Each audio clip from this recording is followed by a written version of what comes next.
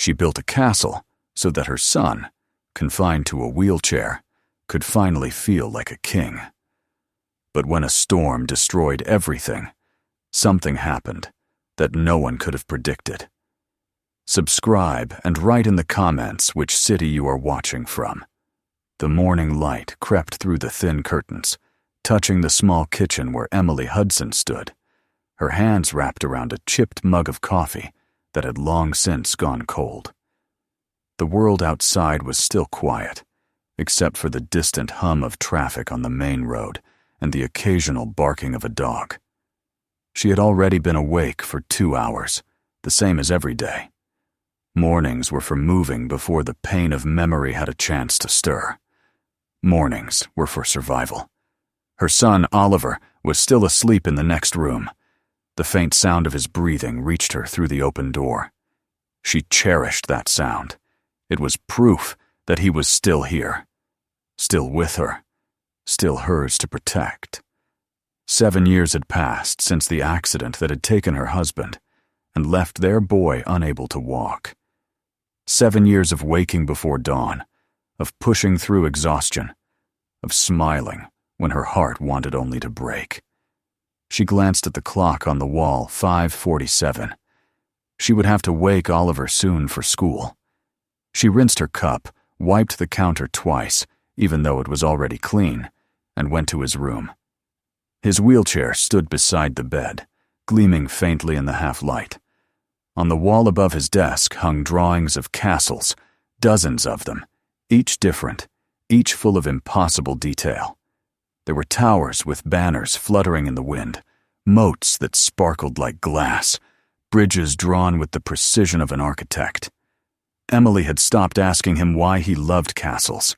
She already knew. He stirred when she touched his shoulder. "Morning, sweetheart," she whispered. Oliver blinked awake, squinting toward her. 5 more minutes? "Not today," she said gently. "We're already running late." He sighed, the sound half complaint, half surrender. "Do I have to go? We have the play today. I hate school plays." She smiled faintly. "You're not performing, remember? You're just watching. It'll be fun. Something different." He turned his face away, staring at the sketch of a stone tower taped beside his bed. "I don't like when people look at me." Her chest tightened, but she kept her voice even. "Then look back. Kings don't lower their eyes." That made him smile, just a little. She helped him into his wheelchair, buttoned his shirt, and brushed his hair until it lay neatly against his forehead. Every movement was practiced, every gesture precise. She had learned the rhythm of his needs like a second language. By 8 o'clock, they were in the car, driving through the sleepy town toward the small brick school at the edge of the suburbs. Emily's reflection flickered across the windshield. Tired eyes, gray beginning to streak her dark hair, hands gripping the steering wheel with quiet tension. She had never remarried. The idea itself felt almost wrong.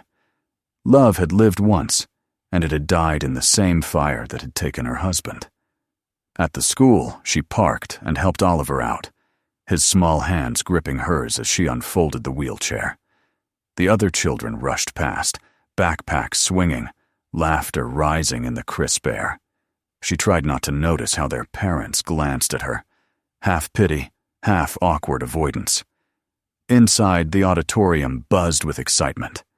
The school play, a clumsy retelling of King Arthur's legend, was about to begin. She wheeled Oliver to a spot near the front so he could see. He sat silently, his eyes fixed on the stage. For the first 10 minutes, everything went well. The children fumbled their lines. The parents chuckled softly.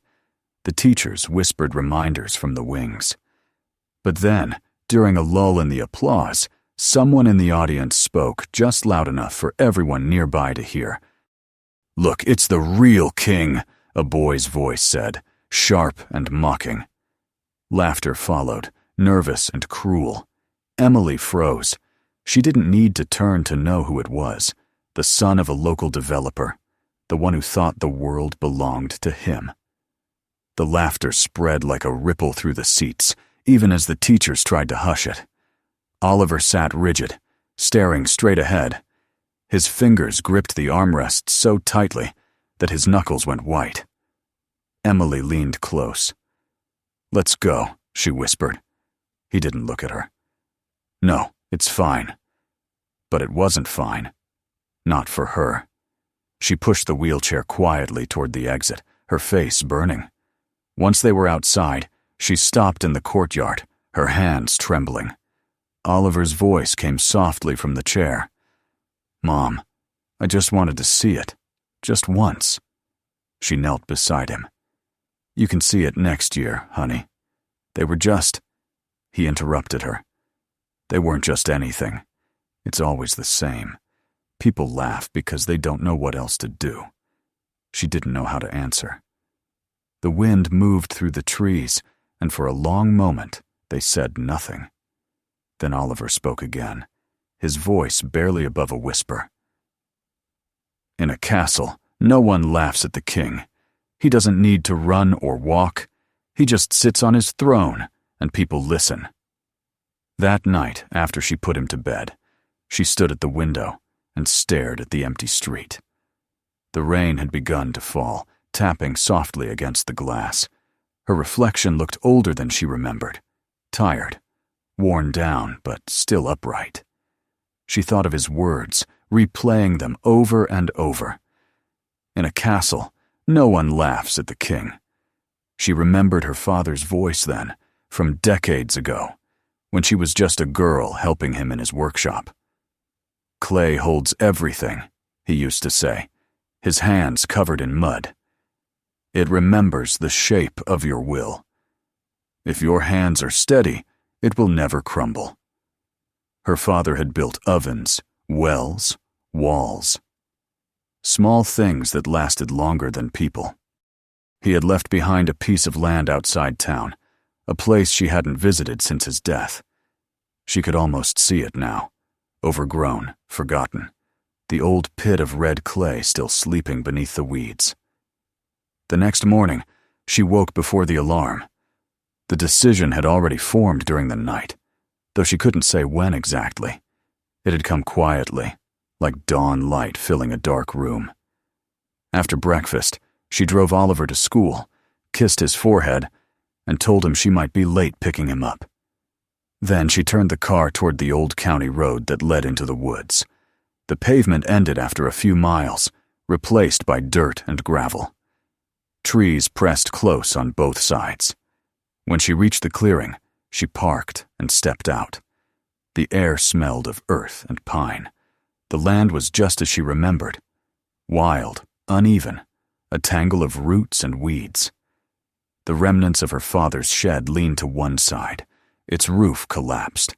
She walked slowly, her boots sinking into the mud, until she found the pit. The clay was still there, deep red beneath a thin layer of moss. She knelt and pressed her hand into it. It was cold, but it held her touch, soft and solid all at once. That was when the image came to her. Not a dream, not a fantasy, but something fierce and certain.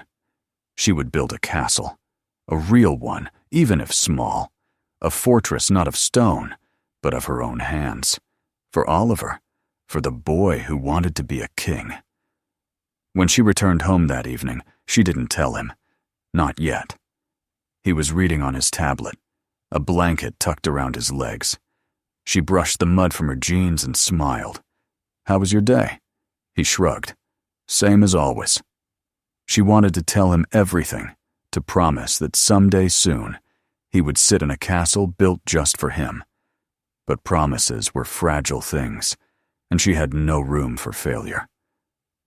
That night, after he fell asleep, she went to the kitchen, spread an old notebook on the table, and began to sketch. 4 towers, round and sturdy. A drawbridge made from wood, a moat that shimmered in sunlight. She drew and erased, drew again, her mind tracing every detail as if guided by memory. Outside, the rain stopped. The moon came out from behind the clouds, silver, and still. The light spilled across the paper, over her hands, over the beginnings of a dream she could almost touch. She didn't know how long it would take, or how hard it would be. She only knew one thing for certain. If the world wouldn't build a place where her son could be free, she would do it herself. And as she sat there in the quiet kitchen, the outline of a castle began to take shape under her pencil. The first stones were still in her mind, but her heart had already laid the foundation. The dream had stopped being a dream. It had become a promise. And by morning, she was ready to begin. The next morning came gray and cold, the kind of morning when the air felt heavy with rain that never quite fell. Emily stood at the edge of the clearing, her boots sinking into the soft soil, staring at the red earth that once belonged to her father. The silence of the place felt different now, no longer forgotten, but waiting. She set her bag down beside her and opened it, revealing a small notebook, a measuring tape, a thermos of coffee, and her father's old trowel. The metal was dull and pitted with age, but when she ran her thumb along its edge, it still felt solid.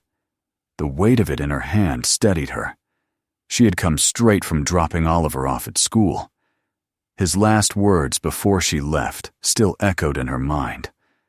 "Don't be late, Mom," he'd said, smiling faintly, not knowing what she was about to start. She'd promised she wouldn't, though part of her already knew that from this day forward, everything would be late.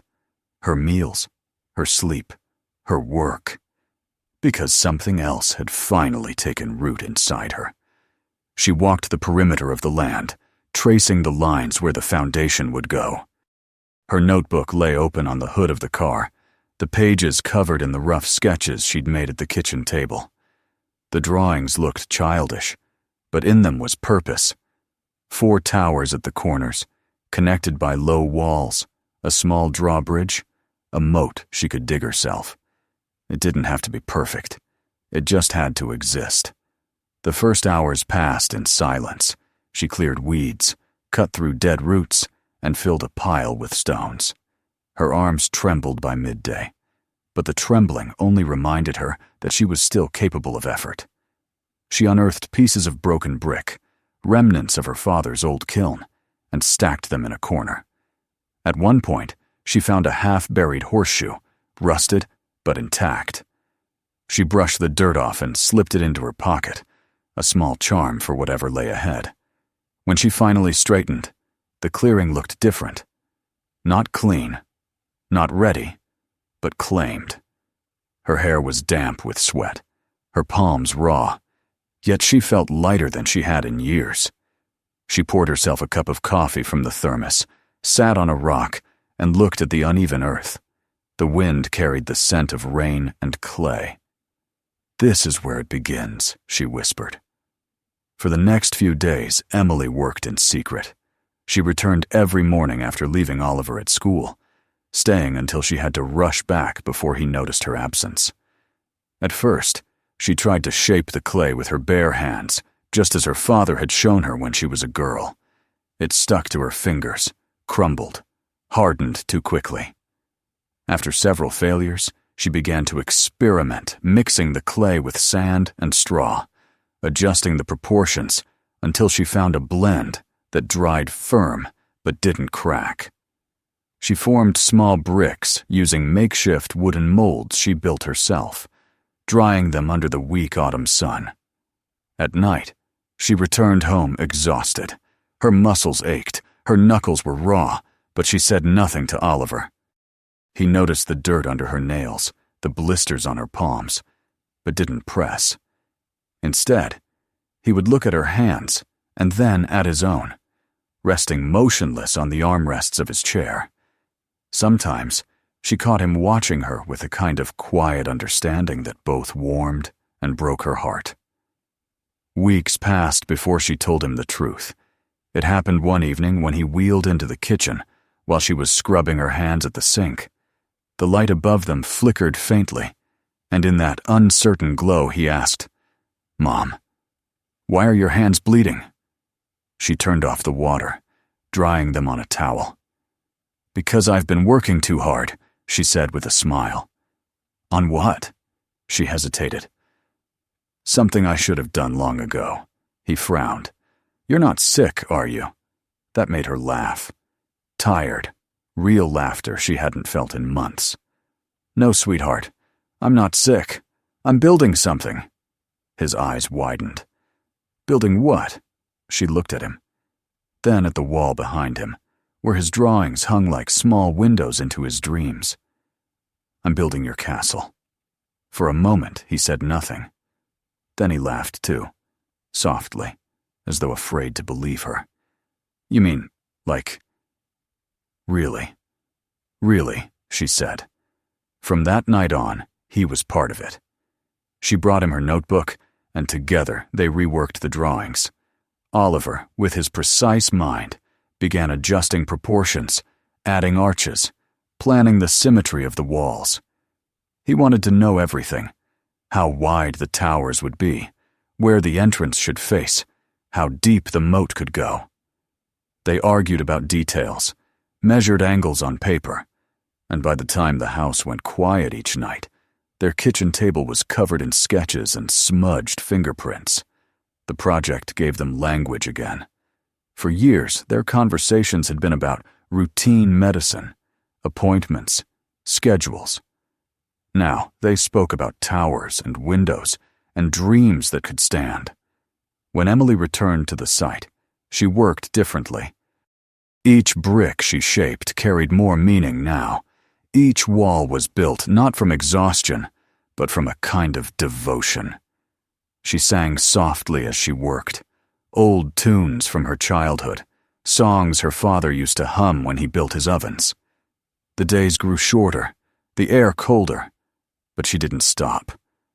The weather turned against her. In early November, rain swept through, washing away an entire day's work. The first rows of bricks collapsed into mud, and she stood knee-deep in the ruin, her hair plastered to her face, watching the clay dissolve.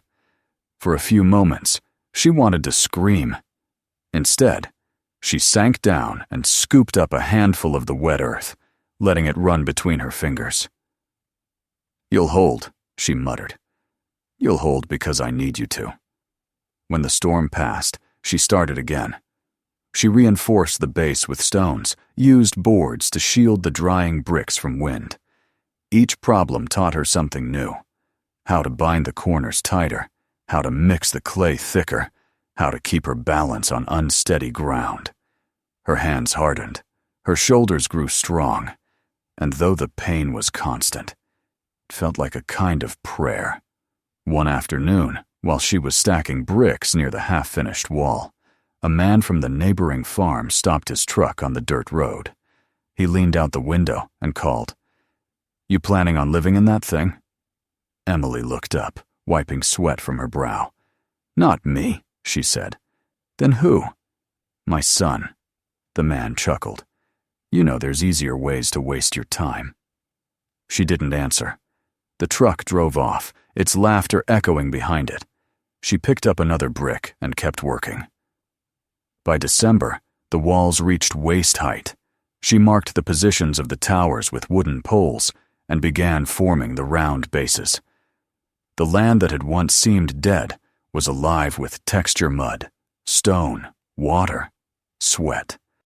Sometimes at dusk, she would stop and imagine what it would look like finished. Sunlight on clay, a reflection in the water, her boy sitting in his chair at the gate like a real king. When she brought Oliver to see it for the first time, the sky was clear and bright, the kind of winter light that makes everything seem sharper. She wheeled him across the uneven ground, warning him not to look until they were close. "Okay," she said finally, stopping beside him. "Now look." He lifted his head slowly. The structure wasn't much, just the beginnings of 4 curved towers and the outline of a wall, but his mouth fell open all the same.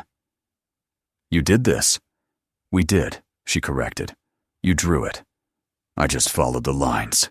He looked around, his eyes shining. "It's smaller than I thought," he said after a moment. She laughed. That's because it's not finished yet. Can I help? Of course, you already are. He took out his notebook, flipping through the pages. We could add a bridge here, he said, pointing. And maybe a flag. Castles have flags. Then ours will too. From that day forward, he was her partner. She brought him to the site on weekends, where he watched from his chair, sketching improvements while she worked.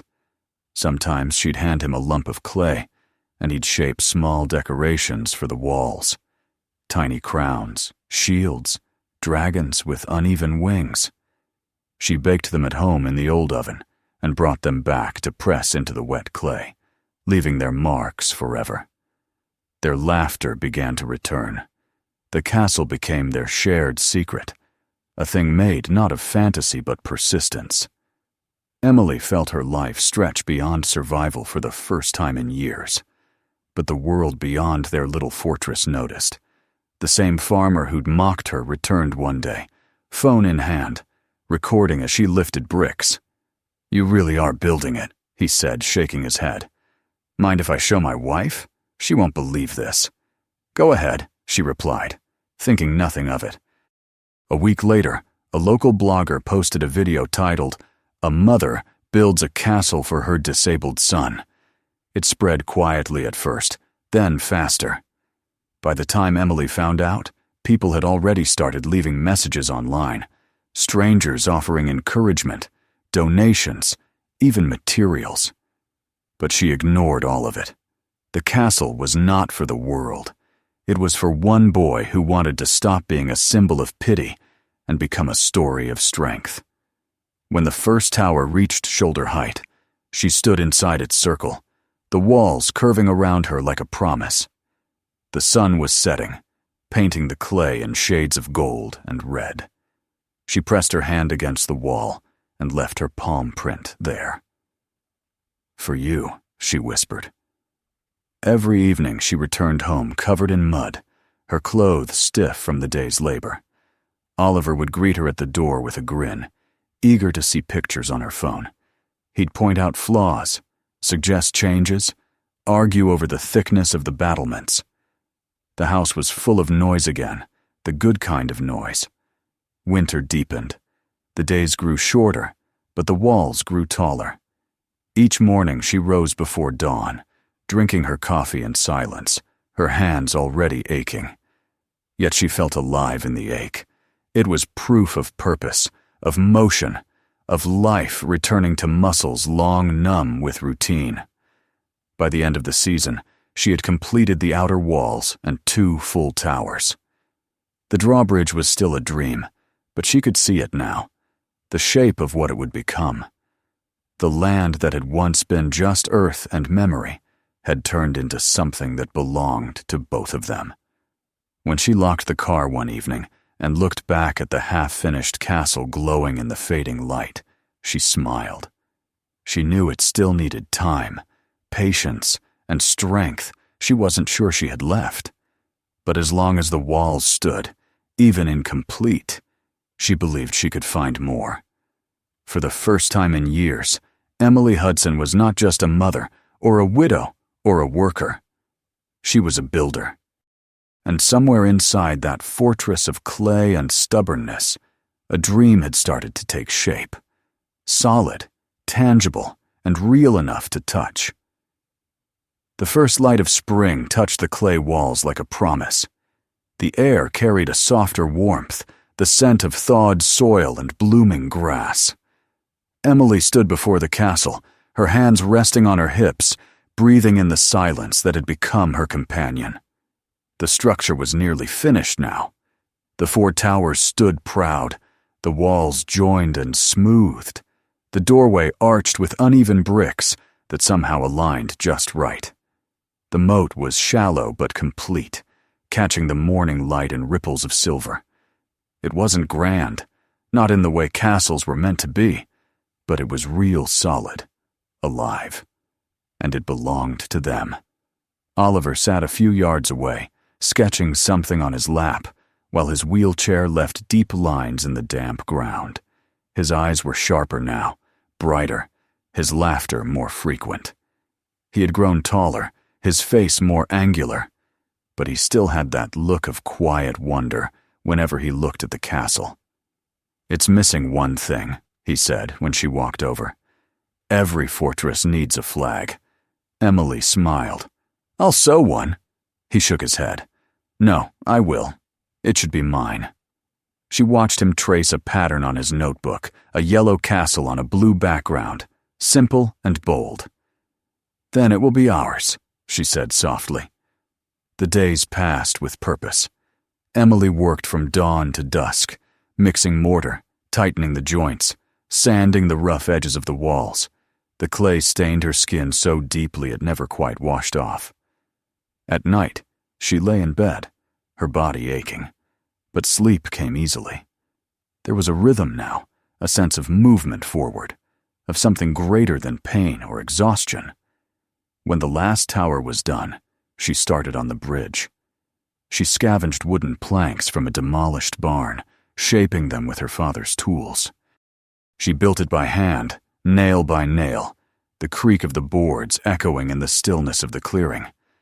The bridge was not meant for soldiers or horses, only for a mother pushing a wheelchair across the small moat of water that glistened like glass.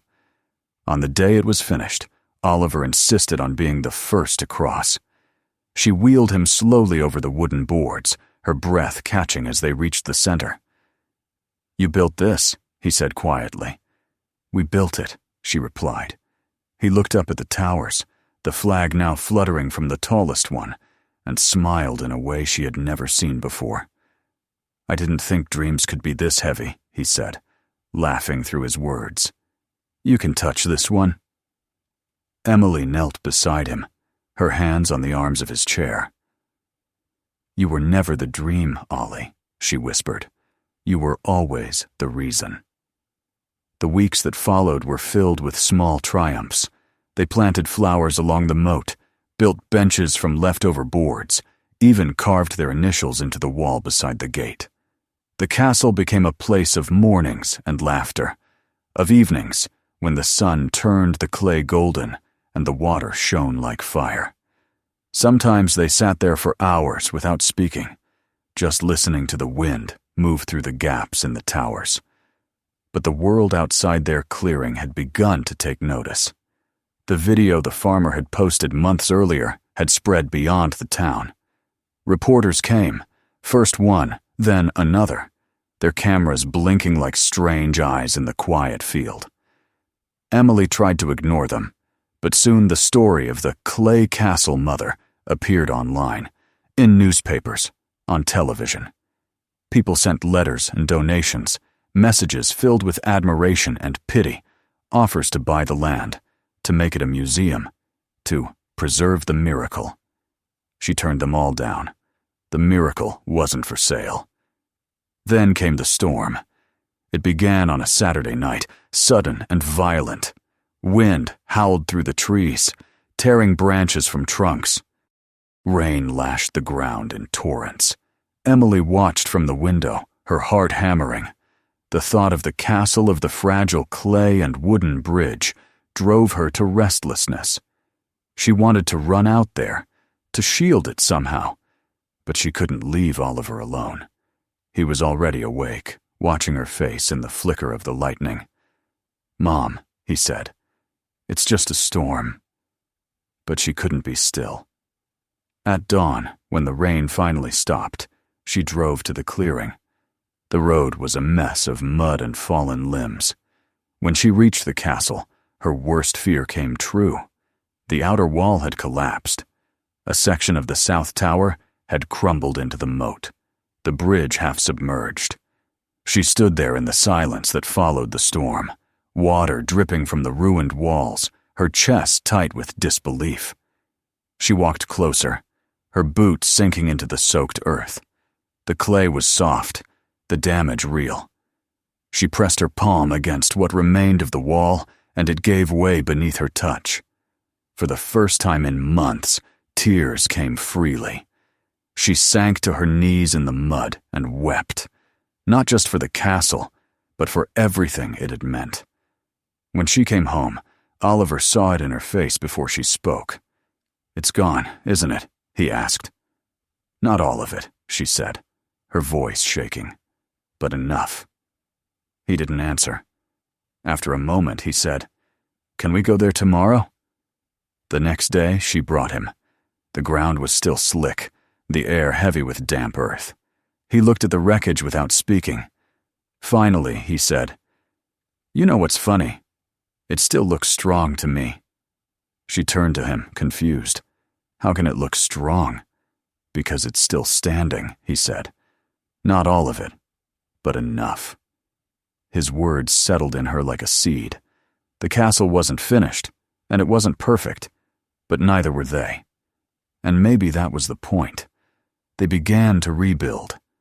Together, they patched the cracks, replaced the broken boards, and fortified the base with stone instead of clay. The process was slower, harder, but somehow more meaningful. This time, she accepted help. The farmer brought lumber. A neighbor lent tools. A group of volunteers from the nearby college came with wheelbarrows and gloves. Soon, what had been her private labor of love became a shared endeavor. The castle rose again, stronger, broader, its imperfections smoothed by many hands. Oliver oversaw the design from his wheelchair, directing with quiet authority. He insisted that they carve new symbols into the walls, tiny emblems of every person who helped. "A real fortress keeps its people inside," he said one day, "not out." When the final section was restored, Emily organized a small gathering. Neighbors came with food and flowers. The farmer brought his wife. Even some of the reporters returned, though this time they didn't carry their cameras. They just stood in the field, watching the sun set behind the clay towers. Emily wheeled Oliver to the bridge once more. The flag fluttered above them in the soft wind. He looked out at the crowd, then at her. "They're not laughing anymore," he said. "No," she answered. "They're listening." After that day, the castle became something greater. Local children visited, some with wheelchairs of their own, others with crutches or canes. Emily welcomed them all. They painted stones, planted flowers, and built small sculptures. What had begun as a mother's desperate promise had turned into a place where broken things became whole again. Months passed. Seasons turned. The clay darkened under the sun, hardened by weather and time. Inside the main room of the castle, Emily hung a wooden sign. It read, "Fort Oliver, built by hand, founded by hope." In the evenings, when the last visitors had gone, Emily and Oliver sat by the water, their reflections shimmering beside the towers. Sometimes they spoke, sometimes they didn't. There was a peace and silence that neither had known before. One evening, as fireflies began to spark in the tall grass, Oliver said, "You know, Mom, when I'm here, I don't think about what I can't do. I just think about what we did." She reached for his hand. "That's what I wanted." He smiled, his fingers closing around hers. "You didn't just build a castle," he said. "You built me."